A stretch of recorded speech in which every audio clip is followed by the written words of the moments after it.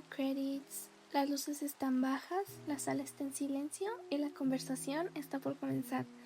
Bienvenidos a Entre Créditos, un espacio para las historias que merecen quedarse un poco más en pantalla. Yo soy Roberta y esta noche vamos a hablar de algo que está ocurriendo ahora mismo.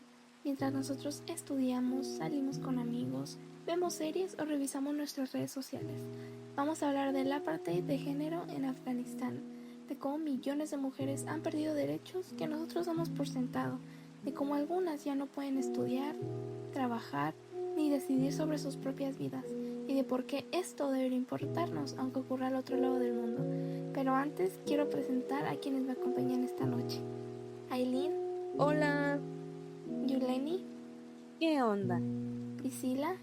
Hola, mucho gusto. Meili. Hola. Y Charlene. Hola, gracias por acompañarnos. Así que tomen una taza de café, acomódense un momento y acompáñenos en esta conversación, porque algunas historias son demasiado importantes para ignorarlas. Antes de entrar de lleno en las prohibiciones, tenemos que responder una pregunta clave. ¿Cómo es que Afganistán pasó de ser un país donde las mujeres tenían derechos a ser una prisión para ellas? ¿Por qué? Y esto es importante, no siempre fue así. En los años 60 y 70, Kabul era llamada la París de Asia Central. Las mujeres usaban minifaldas, iban a la universidad, eran ministras, juezas, doctoras. De hecho, las mujeres afganas obtuvieron el derecho al voto en 1919, un año antes que en Estados Unidos. Pero todo cambió con las guerras, la invasión soviética y luego la guerra civil. En 1996 llegaron los talibanes por primera vez. Fue un infierno. Prohibieron todo, obligaron a usar burka, cerraron escuelas. En el 2001 cayeron y durante 20 años las mujeres recuperaron espacios, estudiaron, trabajaron y soñaron. Pero en agosto del 2021 los talibanes volvieron al poder y esta vez no han dejado espacio para la esperanza.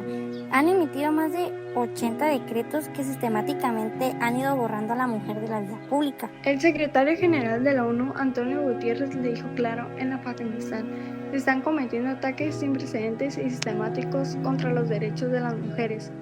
Y el alto comisionado de la ONU agregó: no existe otro país donde los derechos de mujeres, niñas y personas LGBTQ+ estén tan sistemáticamente suprimidos como Afganistán bajo los talibanes. Así que esto es un problema menor, en el caso más extremo del mundo en este momento. Y pasa ahora, mientras hablamos. Y ni siquiera pueden desplazarse libremente, necesitan ir acompañadas por un familiar hombre. Imagina depender de otra persona incluso para salir de casa. Muchas mujeres ya no pueden trabajar. Las niñas ya no pueden asistir a la escuela secundaria ni a la universidad. Más de 1,5 millones de niñas han quedado fuera del sistema educativo. Y hay algo que me parece muy heavy. En agosto de 2024 decretaron que la voz de la mujer es parte íntima. No pueden cantar, no pueden leer en voz alta, no pueden reír fuerte. Hasta les prohibieron usar tacones. El motivo, los hombres dicen que los tacones provocan. O sea, ¿qué provocan? Que existan. Y la ropa, el burka, tiene una rejilla en los ojos. Es como ver el mundo a través de una celda, sin haber hecho nada malo, más que nacer mujer. Y no es solo ropa. En mayo del 2026 los talibanes aprobaron un código que permite el matrimonio infantil. O sea, si no gritas no, es un sí. Si una niña se queda en silencio cuando llega a la pubertad, eso cuenta como consentimiento para casarse. Y si alguna mujer intenta protestar, la represión es brutal. En Herat, mujeres, médicas y hasta pacientes se reunieron pacíficamente frente a un hospital para protestar por el burka obligatorio. Los talibanes llegaron con violencia y disolvieron la protesta a la fuerza. Por alzar la voz, las castigan y entre esos castigos la muerte. Quiero contarles una historia real. Se llama Sarmina Parayani. Tenía 26 años. Un día de enero del 2022, ella y su hermana Tamana estaban en su casa, en Kabul. La razón por la que los talibanes fueron a buscarla: había participado en una protesta donde quemaron burkas, un símbolo de resistencia. Escuchen esto. Cuando Sarmina escuchó que Sarmina estaban pasó rompiendo la 27 puerta, días tuvo tanto detenida. miedo de ser violada o asesinada que decidió saltar por la ventana de su apartamento. En el tercer piso, milagrosamente sobrevivió. Su hermana alcanzó a grabar un video y enviarlo a una periodista. Ese video se volvió viral.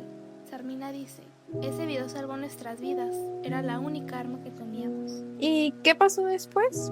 Cuando la liberaron le dijeron, si vuelves a hablar te cortaremos la garganta. Hoy vive en exilio en Alemania, pero aún tiene miedo de que lastimen a su familia, y aún así testificó ante el Tribunal Popular para las Mujeres de Afganistán porque dijo, al menos es un registro para la historia. Eso es, no sé ni qué decir, saltar de un tercer piso antes que dejarse atrapar. Eso no es solo valentía, eso es desesperación absoluta. Y ese encierro no es solo físico, es mental, es emocional. En 2025, en la provincia de Herat, de cada 10 personas que intentaron quitarse la vida, 8 eran mujeres. Una sobreviviente dijo, pensar que ya no puedo estudiar, que solo me queda barrer, fue insoportable. Un dato escalofriante, el 95% de los suicidios en Afganistán son de mujeres, casi todas. En octubre del 2025, 24 mujeres testificaron ante un tribunal internacional en Madrid. Una de ellas dijo algo que me dolió mucho. Las mujeres o están para la casa o están para la tumba. Otra dijo, ellas estaban vivas pero no viviendo, solo respirando. Las que no se suicidan viven con miedo a que entren a su casa. Una estudiante de Sara le dijo a la BBC, puede que me suicide cuando vengan por mí. La muerte es mejor que ser tomada por ellos. Hablaba de violencia, del miedo a que la violen. Hay 14.2 millones de mujeres afganas que necesitan protección contra la violencia de género. 14 millones. Y mientras tanto, en las calles de Kabul, ves niñas de 13, 14 años con burkas, porque ya no hay vuelta atrás. Y es curioso cómo funciona nuestra atención, porque mientras preparábamos este episodio para el podcast, había miles de personas discutiendo sobre influencers, polémicas de internet y quién le donó dinero a quién. Y no digo que esté mal entretenerse, pues todos lo hacemos, pero a veces me pregunto algo, ¿cómo es posible que una pelea entre famosos consiga millones de comentarios en unas horas, mientras que una mujer que está perdiendo todos sus derechos apenas recibe unos segundos de atención? Hay personas capaces de donar dinero a alguien que ya tiene millones, pero no conocen ni una sola organización que ayuda a niñas que no pueden estudiar. Y eso no habla necesariamente de la maldad, habla de prioridades. Creo que como sociedad deberíamos preguntarnos por qué nos conmueve más el drama de internet que el sufrimiento real.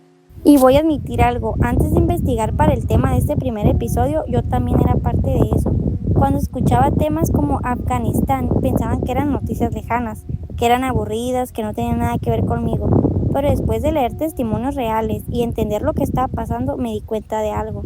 No era que el tema fuera aburrido, era que yo no lo entendía. Y cuando lo entiendes, ya no puedes ignorarlo.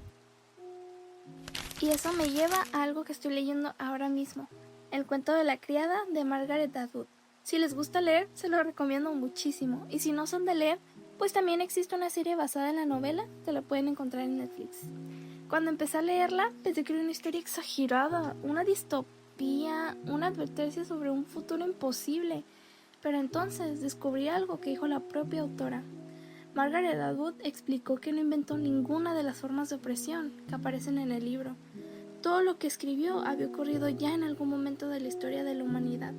Y eso da miedo, porque significa que el problema no es la ficción. El problema es que la realidad puede parecerse demasiado a ella. De hecho, las mujeres están más cercas a terminar como aquel libro, a avanzar. ¿Y qué tiene que ver eso con Afganistán? Muchísimo, porque en Gilead, el país ficticio del libro, las mujeres no pueden decidir sobre sus vidas, no pueden acceder libremente a la educación, no tienen autonomía y son vistas más como recursos que como personas. Cuando leí algunas páginas no podía dejar de pensar en las niñas afganas que hoy tienen prohibido estudiar. Y ahí entendí algo, las distopías no son predicciones, son advertencias. Y hablando de mujeres que resisten incluso en las peores circunstancias, hay una canción que siempre viene a la mente. Se llama Pearls, de Sade. Habla de una mujer en Somalia, una mujer que camina bajo el sol, entre la pobreza, hambre y sufrimiento, y aún así conserva su dignidad. Cada vez que la escucho pienso en algo. Detrás de cada estadística hay una persona, una historia, un sueño. Y eso también pasa en Afganistán. Porque cuando decidimos millones de mujeres, a veces olvidamos que cada una tiene un nombre, una familia y una vida que quería construir. Pero no todo es oscuro. El 9 de noviembre del 2025, en Kabul, un grupo de mujeres volvió a salir a la calle en pleno invierno, en contra del decreto del burka. Quemaron sus burkas otra vez. Y no están solas. La Corte Penal Internacional ya emitió órdenes de arresto contra los líderes talibanes por crímenes de lesa humanidad. El Tribunal Popular las declaró culpables de persecución de género. Las están vigilando. No se van a salir con la suya para siempre. Porque saben que guardar silencio sería aceptar la injusticia. Quiero terminar con una frase de Charlotte Roth que me hizo pensar muchísimo cuando la leí.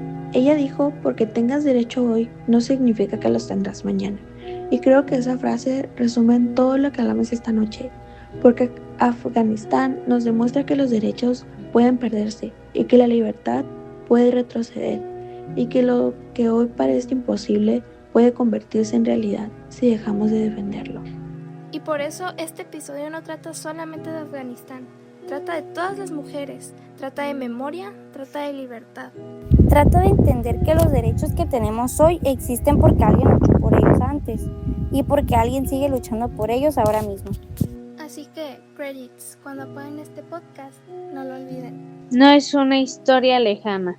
No es una noticia más. Son millones de personas reales. Y nosotras, las que sí podemos hablar, tenemos la responsabilidad de no guardar silencio. Los créditos comienzan a aparecer y nuestra conversación llega a su fin. Gracias por acompañarnos esta noche y esto fue Entre Créditos. Nos vemos en la próxima. Bye. Bye.